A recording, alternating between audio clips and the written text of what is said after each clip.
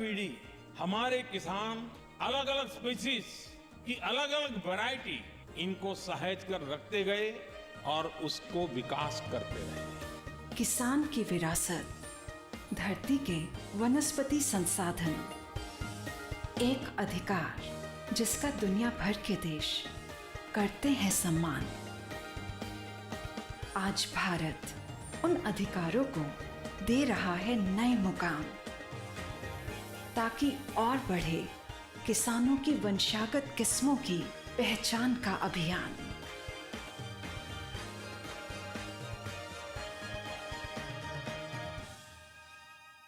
नमस्कार, स्वागत है आपका कृषि दर्शन में। मैं हूं अंशु सिंह। कृषि दर्शन आप किसान भाई बहनों के लिए एक ऐसा कार्यक्रम है जिसके माध्यम से आप तक पहुंचती हैं कृषि जगत से संबंधित तमाम नई जानकारियां। हमारा प्रयास होता है कि हमारे किसान इन नई जानकारियों का इस्तेमाल कर सकें और अपनी आय में वृद्धि कर सकें, ताकि वो देश के विकास में भी अपनी महत्वपूर्ण भूमिका निभा सकें। अगर हम चाहते हैं कि हमारा देश आत्मनिर्भर हो, तो ऐसे में सबसे पहले ज़रूरी है कि हमारे किसानों की आय में वृद्धि हो, और इसीलिए लगातार कृषि दर्शन के माध्यम से प्रयास हम करते रहते हैं। हमेशा की तरह कार्यक्रम में सबसे पहले हम बात करेंगे विज्ञान और किसान की, उसके बाद नजर डालेंगे कृषि स्टार्टअप पर, और अंत में देखेंगे फार्मिंग इंडिया। तो चलिए शुरुआत करते हैं आज के कृषि दर्शन की।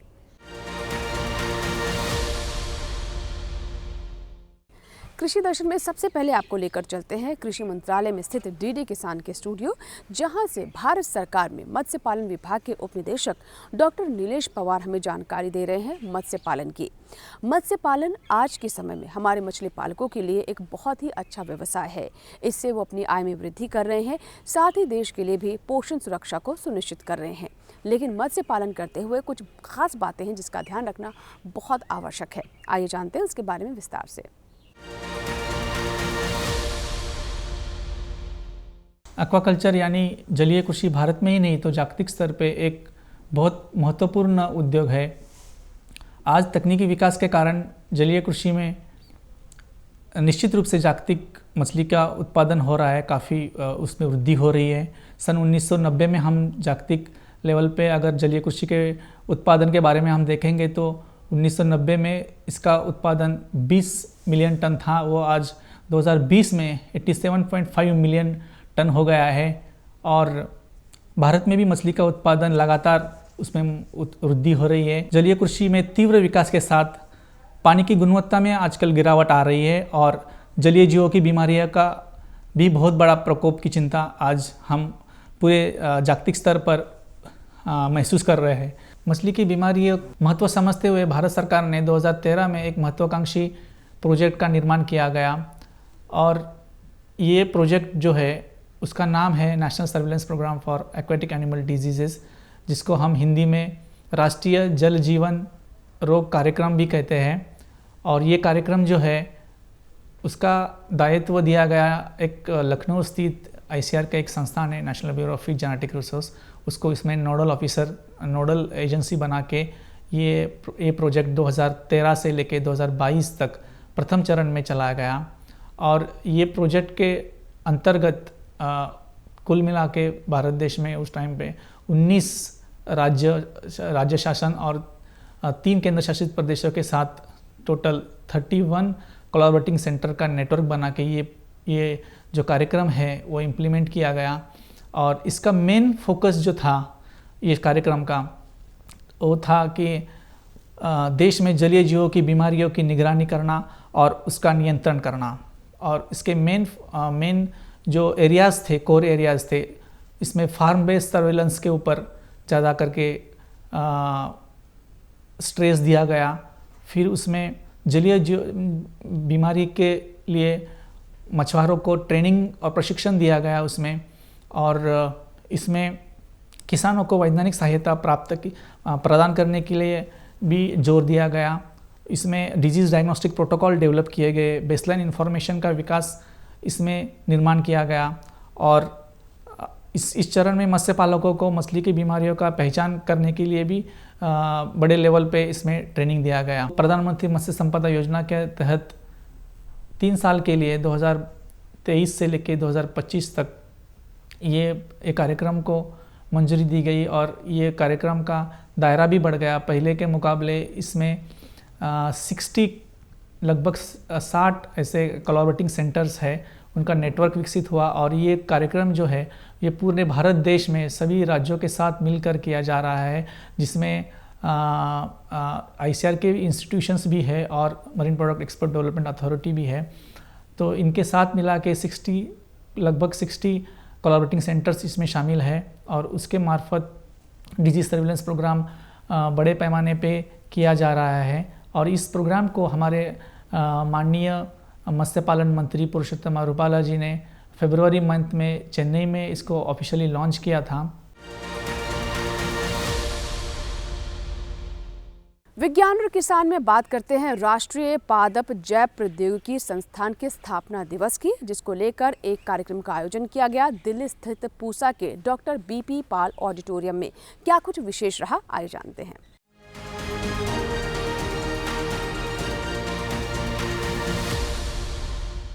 राष्ट्रीय पादप जैव प्रौद्योगिकी संस्थान के स्थापना दिवस समारोह के अवसर पर भारतीय कृषि अनुसंधान परिषद के उप महानिदेशक डॉक्टर तिलक राज शर्मा, ICAR के सहायक महानिदेशक डॉक्टर DK यादव, राष्ट्रीय जैव प्रौद्योगिकी संस्थान के निदेशक डॉक्टर R भट्टाचार्य एवं ICAR व IARI के वैज्ञानिक उपस्थित थे। इस अवसर पर भारतीय कृषि अनुसंधान परिषद के उप महानिदेशक डॉक्टर तिलक राज शर्मा ने कहा, national institute for plant biotechnology का फाउंडेशन डे था जिसमें हम सब इकट्ठा हुए थे। हमारे देश में इसका बहुत महत्वपूर्ण योगदान ह्यूमन रिसोर्स डेवलपमेंट के ऊपर है, जिसमें कि PhD और पोस्ट डॉक्टरेट स्टूडेंट यहाँ हम ट्रेनिंग करके तैयार करते हैं। इसके अलावा एक बहुत इम्पॉर्टेंट सरसों की वैरायटी पूसा जय किसान यहाँ से विकसित हुई है, जो कि सारी कंट्री में ग्रो की जाती थी। और अब उसके अलावा दूसरे वाइल्ड स्पीसीज से मॉरकैंडिया वेस साइटोप्लाज्मिक मेल स्टेराइल सिस्टम को भी इजाद किया गया है। यहाँ के साइंटिस्ट जीनोमिक्स में काफ़ी योगदान दे रहे हैं और जीनोम कोडिंग में, जिसमें कि सीक्वेंस हम सारे प्लांट के जीनोम की डीकोड करते हैं, उस क्षेत्र में इस इंस्टीट्यूट का बहुत महत्वपूर्ण योगदान है।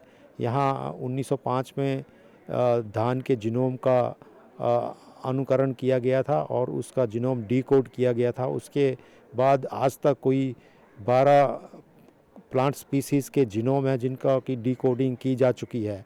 ये जीनोम सीक्वेंस पब्लिक डोमेन में अवेलेबल है, जिसमें कि DNA मार्कर्स और QTL वगैरह आइडेंटिफाई किए जाते हैं, जिनको दूसरे कमर्शियल क्रॉप में डालने के लिए इन मार्कर का प्रयोग किया जाता है। इस अवसर पर राष्ट्रीय पादप जैव प्रौद्योगिकी संस्थान के निदेशक डॉक्टर R भट्टाचार्य ने कहा, स्थापना दिवस कार्यक्रम में एक ये भी पार्ट होता है कि हमारा पीछे जो भी सिग्निफिकेंट अचीवमेंट रहा है हम उसको एक बार रिकॉल करते हैं। सो द पर्पस इज़, मतलब उसका मुख्य उद्देश्य ये होता है कि ये अचीवमेंट्स को हम जब एक बार दोबारा देखते हैं तो ये एक तरह से हमें बहुत प्रोत्साहन देते हैं।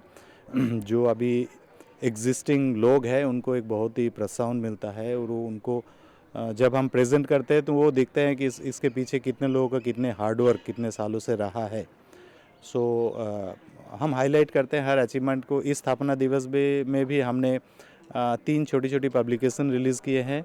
एक तो हमने compendium of technologies developed by this institute, तो एक कंपेंडियम रिलीज़ किए हैं। और फिर जो भी यहाँ सिग्निफिकेंट पब्लिकेशंस है, मुख्य शोध पत्र है, उनका एक हमने छोटी सी बुलेटिन टाइप का पब्लिश किए हैं।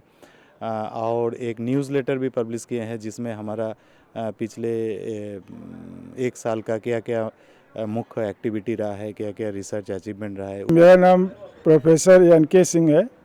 मैं इसके पहले इस संस्थान का राष्ट्रीय पादप जैव प्रौद्योगिकी संस्थान का निदेशक था और नेशनल प्रोफेसर था। यहाँ पर बहुत ही प्रगत या एडवांस रिसर्च किया जाता है बायोटेक्नोलॉजी के ऊपर, और इसका मुख्य उद्देश्य है कि किसानों के लिए नई नई प्रजातियाँ फसलों की विकसित करना और इसमें एडवांस टेक्नोलॉजी का उपयोग करके, जो बायोटेक्नोलॉजी जिसे हम कहते हैं। तो अभी तक हमारे यहाँ से सरसों की, धान की और अरहर की बहुत सारी प्रजातियाँ विकसित की गई हैं DNA टेक्नोलॉजी के माध्यम से। और अभी पिछले 4-5 सालों में धान की जो हमारी महत्वपूर्ण प्रजातियां हैं, जैसे स्वर्णा है, सांबा मसूरी है, 11-21 है और आया 64 है, ये प्रजातियों को हमें जलवायु प्रतिरोधी बना दिया है। पहले जो जिसमें बाढ़ के प्रभाव से ख़त्म हो जाती थी या सूखा पड़ने से ख़त्म हो जाती थी या क्षारीय मिट्टी में नहीं उगती थी, अभी उसमें ब्रीडिंग के मॉलिक्यूलर ब्रीडिंग या DNA के माध्यम से उनको ऐसे विकसित कर दिया गया है कि अब वो बाढ़ और सूखा दोनों की प्रतिरोधी हो गई हैं और नमक से भी प्रतिरोधी हो गई हैं और उनमें उपज बढ़ गई है। तो ये इनके जो नए संस्करण एक तरह से कहते हैं, पुरानी वैरायटी को और विकसित कर दिया गया है। सारी कुछ उसकी क्वालिटी जैसी थी पहले वैसे ही अभी भी है। जैसे सांबा मसूरी है, सांबा मसूरी को अब हमने DRR धान 50 करके रिलीज कर दिया है। तो ये हम जो ब्रीडिंग के जो इंस्टीट्यूट हैं ICR में, उनके साथ सहयोग करके हमारा बायोटेक्नोलॉजी का इंस्टीट्यूट ये नई नई वैरायटियाँ हमने 16 वैरायटी रिलीज़ की है 2018 से लेके अभी तक, जो कि सब की सब जलवायु प्रतिरोधी है। मतलब अगर पर सूखा पड़ जाएगा तब भी केवल एक पानी से वो 5 टन तक उपज देने वाली वैरायटी है। और इसके अलावा हम लोग जीनोम पे काम करते हैं। जितने भी जीन्स होते हैं इसके अंदर, पौधों के फसलों के अंदर, मुख्य रूप से हम काम करते हैं धान, गेहूं और अरहर, चना और सरसों, जो कि प्रमुख फसलें हैं। इसके अलावा हम और लोगों से सहयोग करके, जैसे हमारा आम पर भी काम है, आम के जीनोम का, उसकी क्वालिटी कैसे, फलों की जो क्वालिटी होती है, उसका कलर क्या होता है, उसके अंदर मिठास क्या होती है, वो सब पर भी हमारे यहाँ काम हो रहा है। तो ये एक राष्ट्रीय संस्थान है जो कि और संस्थानों के साथ मिल कर के हमारे यहाँ एडवांस रिसर्च होता है और बाकी जो संस्थान है उनसे मिल कर के हम लोग नई नई प्रजातियाँ विकसित करने में सहयोग करते हैं।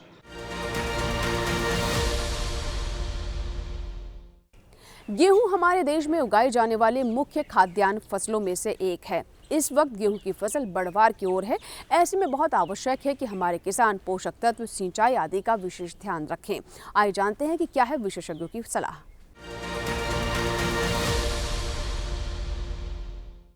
इस समय किसान गेहूं की फसल में नाइट्रोजन की बाकी 1/3 मात्रा दे सकते हैं। भारी मिट्टी वाले इलाकों में प्रति हेक्टेयर 60 किलो नाइट्रोजन पहली सिंचाई के 4 से 6 दिन बाद डालना है। इतना नाइट्रोजन प्राप्त करने के लिए 132 किलो यूरिया की जरूरत होगी, जबकि बलुई दोमट मिट्टी में 40 किलो नाइट्रोजन यानी 88 किलो यूरिया डालना होगा। पत्ती पर अगर जिंक की कमी के लक्षण दिखाई दे रहे हों तो फसल में 1 किलो जिंक सल्फेट और 500 ग्राम बुझा हुआ चूना 200 लीटर पानी में घोलकर छिड़के। इस तरह के 2 से 3 छिड़काव 15 दिन के अंतराल पर करने हैं। इस तरह मैग्नीज की कमी वाली मिट्टी में मैग्नीज सल्फेट का इस्तेमाल करें। इसके लिए पहली सिंचाई के 2 से 3 दिन पहले 1 किलो मैग्नीज सल्फेट को 200 लीटर पानी में घोलकर देना है। इसके अलावा आयरन सल्फेट के 0.5% घोल का छिड़काव करना है। इसके बाद जब भी जरूरत पड़े 1 हफ्ते के अंदर 2 से 3 छिड़काव कर दे। सभी छिड़काव साफ मौसम और खिली हुई धूप में करने हैं। कटाई तक गेहूं की फसल में करीब 35 से 40 सेंटीमीटर पानी की जरूरत होती है। इतना पानी 4 से 6 सिंचाइयों में देना होता है। भारी मिट्टी में 4 और हल्के मिट्टी में 6 सिंचाइयों की जरूरत होगी। पहली सिंचाई बोने के 20 से 25 दिन बाद, दूसरी 40 से 45 दिन बाद, तीसरी 60 से 65 दिन बाद, चौथी 80 से 85 दिन बाद, पांचवी 100 से 105 दिन बाद और छठी 115 से 120 दिन बाद करनी है। गेहूं में क्राउन यानी छत्रक जड़ें और बालियां निकलते समय सिंचाई बहुत ही जरूरी है, वरना उपज पर विपरीत असर पड़ सकते हैं। गेहूं रबी की फसल है और इसकी बढ़वार के दौरान तापमान कम रहता है। कम तापमान की वजह से ही इसमें बीमारियों का खतरा कम रहता है, लेकिन कभी कभी फफूंद जनित रोग दिखाई देते हैं। ऐसा होने पर विशेषज्ञ की सलाह से निदान करें। इसी के साथ ही कृषि दर्शन में यहाँ वक्त एक छोटे से ब्रेक का, कहीं मत जाइएगा। ब्रेक के बाद जब वापस आएंगे तो बात करेंगे कृषि स्टार्टअप की। देखते रहें कृषि दर्शन।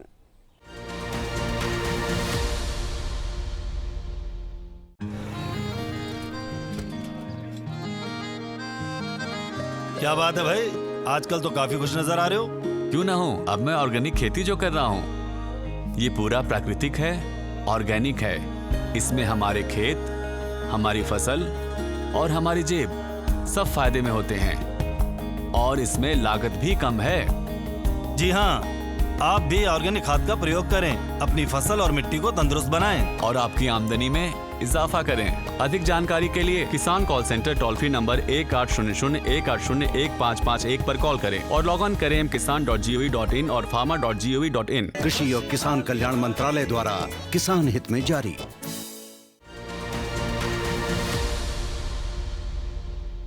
ब्रेक के बाद एक बार फिर आपका स्वागत है। आप देख रहे हैं कृषि दर्शन। आइए हम नजर डालते हैं कृषि स्टार्टअप पर।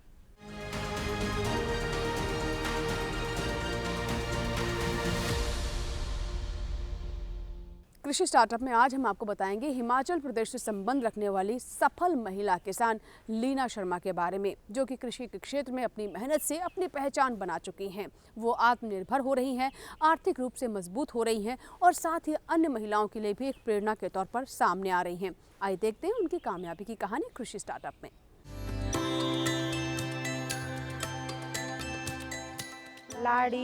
देवभूमि हिमाचल प्रदेश के मंडी जिले का एक छोटा सा पहाड़ी गांव पंजियानो।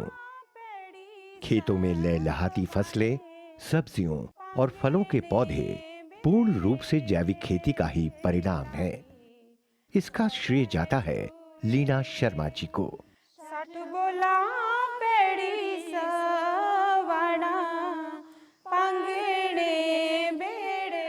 ये गांव प्राकृतिक खेती का एक अनुसरणीय उदाहरण बन चुका है। मैं 2018 से प्राकृतिक खेती कर रही हूँ और इस खेती का प्रशिक्षण मुझे पद्म श्री सुभाष पालेकर जी से मिला और उन्हीं से प्रेरणा लेकर मुझे लगा कि ये प्राकृतिक खेती हमारे पर्यावरण और हमारे स्वास्थ्य और हमारी जमीन के लिए बहुत लाभदायक है, इसीलिए मैंने इसको करना शुरू कर दिया। प्राकृतिक खेती के लिए जैविक खाद भी लीना जी स्वयं ही तैयार करती हैं। इसके लिए गाय का गोबर, गौमूत्र, लस्सी, पेड़ों के पत्ते और अन्य प्राकृतिक रूप से उपलब्ध वस्तुएं उपयोग में लाई जाती हैं। लीना जी ने अपने गांव में अन्य महिला किसानों को भी अपने साथ जोड़ा और उन्हें प्राकृतिक खेती के लिए प्रेरित किया। इसके साथ आपने जो है ये लगानी थी, दालों की फसलें लगानी थी, जैसे कि टमाटर लगे। अगर इसमें ऐसा रोग लग जाता है, इस तरह का अगर रोग लग जाता है तो इसके लिए आपने खट्टी लस्सी का प्रयोग करना है और इसके यहाँ किनारियों में आपने दालें बीजनी है, क्योंकि दालों से जो है इसमें नाइट्रोजन का फिक्सेशन हो जाता है। और हर 21 दिन के बाद जो है आपने इसमें जीवामृत की स्प्रे करनी है आप लोगों ने इसमें। एक देख क्या कर। यही नहीं, लीना जी ग्रामीण किसान महिलाओं को जैविक खेती की पूरी विधि का प्रशिक्षण भी दे रही हैं, ताकि वो भी इसमें पारंगत हो जाए।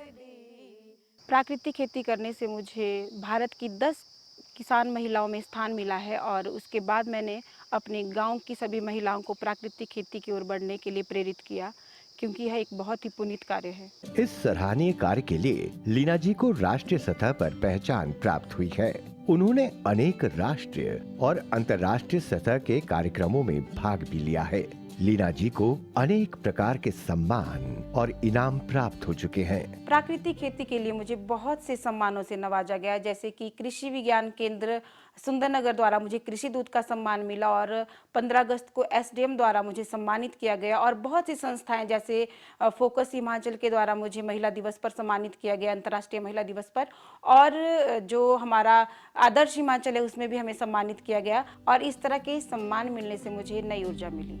लीना जी न केवल एक सफल किसान है, अपितु सफल गृहिणी भी हैं। घर परिवार के प्रति अपने दायित्व को पूरी निष्ठा से निभाती है, चाहे रसोई हो या बच्चों को पढ़ाने का काम। लीना जी चाहती हैं कि प्राकृतिक खेती की ये परंपरा बनी रहे। इसके लिए वो नई पीढ़ी को भी प्रेरित और प्रशिक्षित कर रही हैं। ये काम उन्होंने अपनी बेटी से ही आरंभ किया है। लीना जी वास्तव में प्राकृतिक खेती के माध्यम से ग्रामीण महिलाओं को आर्थिक रूप से सशक्त और आत्मनिर्भर बना रही है।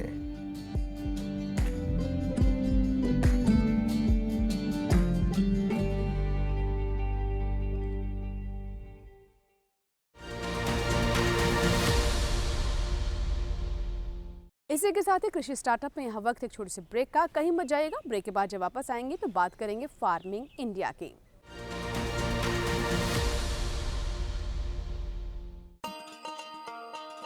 किसान भाइयों गांठ बांध लो, गांठ बांध लो, बात बहुत है काम की, समृद्धि के पैगाम की। मिट्टी के मिजाज को समझो, मिट्टी के हर राज को समझो, मिट्टी की तुम जांच कराओ, मुफ्त सॉइल हेल्थ कार्ड ले जाओ। कभी मुनासिब बीज लगाओ, सही किस्म की खाद ले आओ, जितनी जरूरी उतनी डालो, सही मात्रा खुद पहचानो, इसको अपना मंत्र बना लो, मिट्टी की सेहत तो जानो। बात बहुत है काम की, कम लागत अधिक वरदान की। किसान भाइयों गांठ बांध लो, आज ही मिट्टी की जांच कराएं, राज्य सरकार के कृषि अधिकारी से संपर्क करें और मुफ्त में सॉइल हेल्थ कार्ड पाएं। कृषि और किसान कल्याण मंत्रालय द्वारा किसान हित में जारी। ब्रेक के बाद एक बार फिर आपका स्वागत है। आप देख रहे हैं कृषि दर्शन। आइए हम नजर डालते हैं फार्मिंग इंडिया पर, जिसमें हम आपको बताते हैं सरकार की उन योजनाओं के लिए जो कि विशेष तौर पर आप किसानों के लिए हैं।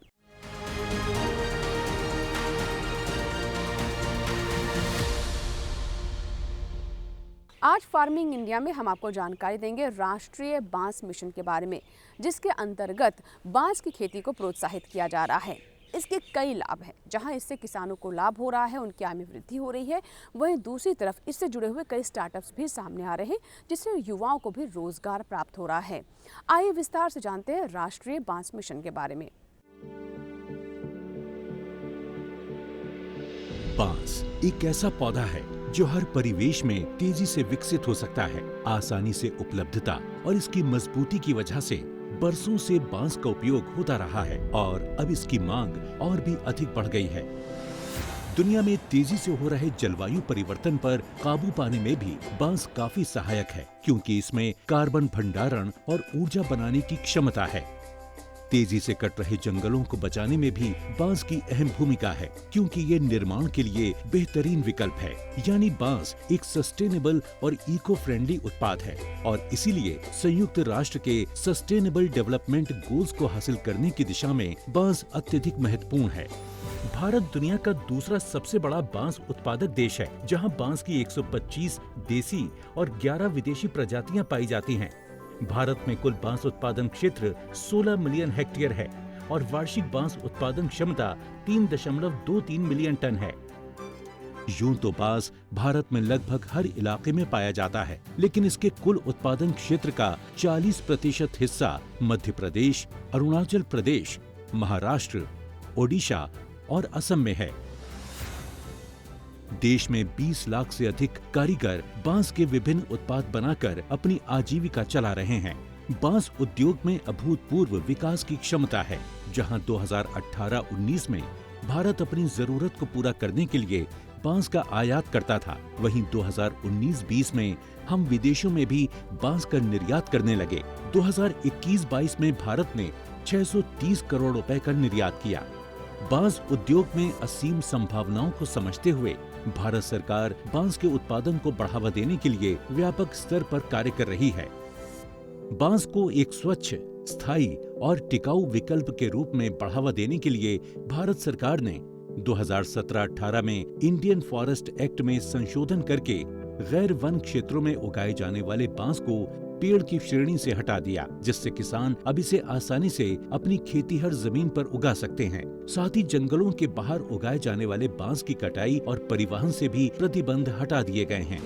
वहीं बांस उत्पादन क्षेत्र को सुव्यवस्थित करने के लिए राष्ट्रीय बांस मिशन को 2018-19 में पुनर्गठित करके नया रूप दिया गया, जो कि गैर वन क्षेत्रों में बांस उत्पादन को बढ़ावा देने, उद्योगों को बेहतर कच्चे माल की उपलब्धता सुनिश्चित कराने, फसल कटाई उपरांत कुशल प्रबंधन के लिए प्राथमिक प्रसंस्करण इकाइयों जैसे बुनियादी ढांचे और नई तकनीकों के विकास और बाजार उपलब्ध कराने के लिए तेजी से कार्य कर रहा है। जहां एक ओर पारंपरिक उत्पादों में बांस का इस्तेमाल हो रहा है, वहीं स्थायी विकास के तहत बांस का इस्तेमाल नए जमाने की मॉडर्न इमारतों, दफ्तरों, प्रीमियम फर्नीचर, बैम्बू फैब्रिक, कागज के उत्पादन इत्यादि में किया जा रहा है। साथ ही बांस का उपयोग बायोफ्यूल बनाने में भी हो रहा है, जो कि पेट्रोलियम का बेहतरीन विकल्प है। राष्ट्रीय बांस मिशन का लाभ लेने वाले एक उद्यमी हैं उत्तराखंड के रहने वाले जय पाई नूली, जिन्होंने योजना के तहत सब्सिडी लेकर जापानी तकनीक से चॉपस्टिक बनाने का एक प्रोसेसिंग यूनिट खोला है। इस यूनिट से ये अन्य लोगों को भी रोजगार दे रहे हैं। राष्ट्रीय बैम्बू मिशन से जो हमें अनुदान मिला है, उससे हमने मशीनें खरीदी, सेटअप लगाया है और हम लोग उसमें आत्मनिर्भर बने हैं। इसी तरह बंगलुरु के रहने वाले परमेश्वरन कृष्णा अय्यर ने राष्ट्रीय बांस मिशन के सहयोग से आधुनिक प्रोसेसिंग तकनीकों को अपनाकर अपने बांस उद्यम को विकसित किया है। With the help of National Bamboo Mission, we mechanizing each and every process from bamboo unloading to treatment to furniture making process. किसानों की आय में वृद्धि हो, इसी मिशन के सृजन की दिशा में महत्वपूर्ण भूमिका निभा रहा है बांस उद्योग, जिसके माध्यम से देश के कोने कोने से लोग आमदनी के इस नए विकल्प से जुड़ रहे हैं। वहीं बांस स्थायी विकास में भी अत्यधिक अहम है, जिसे बढ़ावा देकर भारत विश्व की ग्लोबल वार्मिंग की चुनौतियों से लड़ने में महत्वपूर्ण भूमिका निभाते हुए एक बेहतर भविष्य का निर्माण कर रहा है।